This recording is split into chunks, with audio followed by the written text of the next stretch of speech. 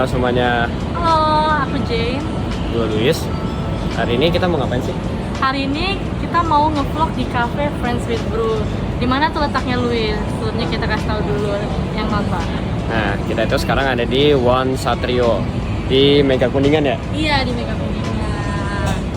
Nah, apa sih yang unik dari cafe ini? Nih, di cafe ini tuh teman-teman bisa tes MBTI, dan setelah tes MBTI itu kalian bisa ngedapetin kopi sesuai dengan MBTI kalian. Terus MBTI itu kayak gimana deh? Tes MBTI itu yang biasanya bisa nentuin kalian itu extrovert atau introvert, yang kayak semacam-macam INTJ atau something like that gitu. Jadi, Nah, penasaran kan? Ayo kita langsung ke sana.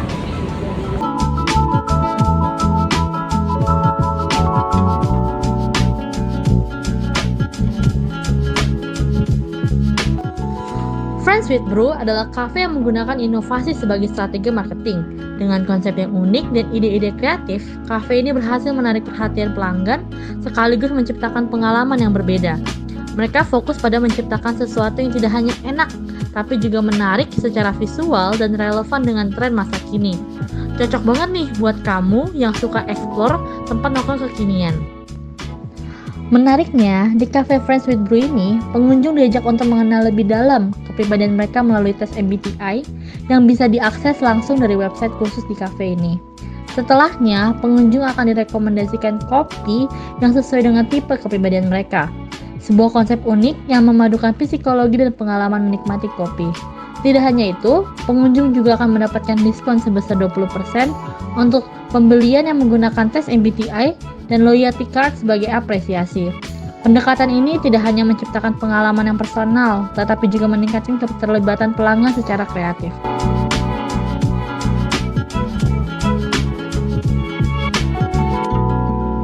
halo teman-teman, perkenalkan nama saya Luis. Hari ini saya bersama Agus Leo. Nah, boleh nggak kalau Leo introduksi diri dulu? Sebelumnya itu kalau Gus Leo di sini itu sebagai apa? Saya Agus Leo. Saya seorang founder dari kafe atau box cafe di Jakarta Selatan One Satrio. Dan pekerjaan saya sehari-hari sebagai pengusaha. Oke, terima kasih. Langsung aja ke pertanyaan pertama. Untuk kafe ini itu sebenarnya itu awal mula muncul ide untuk membuat kafe ini itu apa ya? Boleh diceritakan? Jadi kita lihat ya, budaya yang membaca di Indonesia makin lama makin bagus. Dimana kita lihat semua toko-toko buku yang saya tahu pas saya begitu kecil menuju dewasa makin banyak yang meninggal. Itu bangkrut. Karena itu kan kita lihat kan baca buku turun gitu. Tapi kita lihat juga ada tren di mana kopi gula aren makin naik gitu. Kayak kafe muncul terus gitu.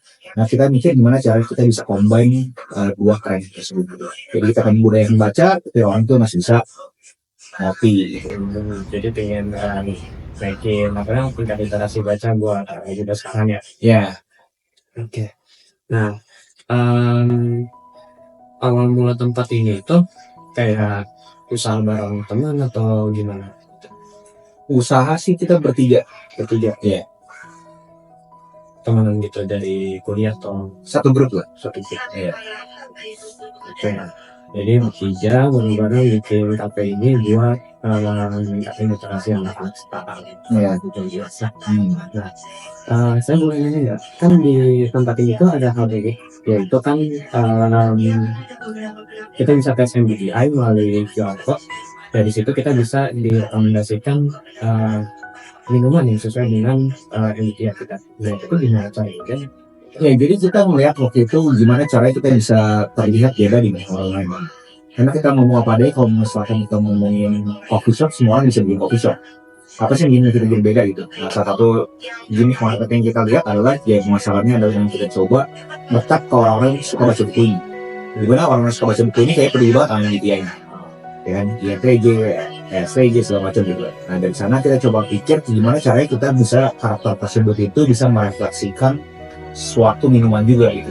Nggak cuma INTJ itu merefleksikan apa, nah STJ merefleksikan apa. Nah, dari sana lah akhirnya kita coba nge-push dari pemasaran seperti ini. Nah, gitu toh.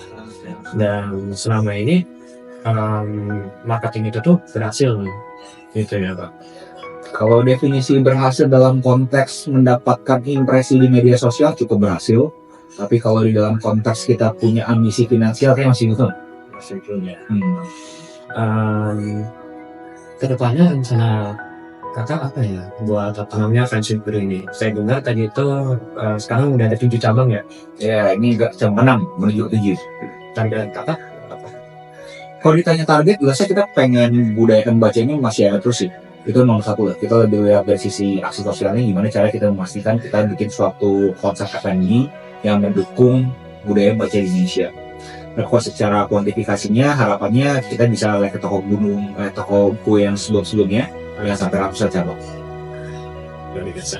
Oke, saya rasa udah cukup untuk hari ini. Terima kasih banyak ya sudah meluangkan waktunya. Siap. Terima kasih banyak ya. Sama-sama. Dadah. Semoga lulus. Apa pesan kakak untuk anak-anak generasi sekarang? Jangan sering main TikTok, dimana itu bisa membuat otak kalian keracunan, yang sisinya negatif. Kalau misalnya bisa selalu berpikir secara kritis, jangan sampai semua informasi kalian telan mentah-mentah. Contohnya sekarang, kalian dengar aku, kalian pikir itu sesuatu yang benar. Coba pikir dulu, apakah informasi yang kalian dapatkan itu ada sesuatu yang kalian berakuisisi. Jika kalian pengen akuisisi, pastiin kalian beraksi setelah itu, buat kalian gak gagal.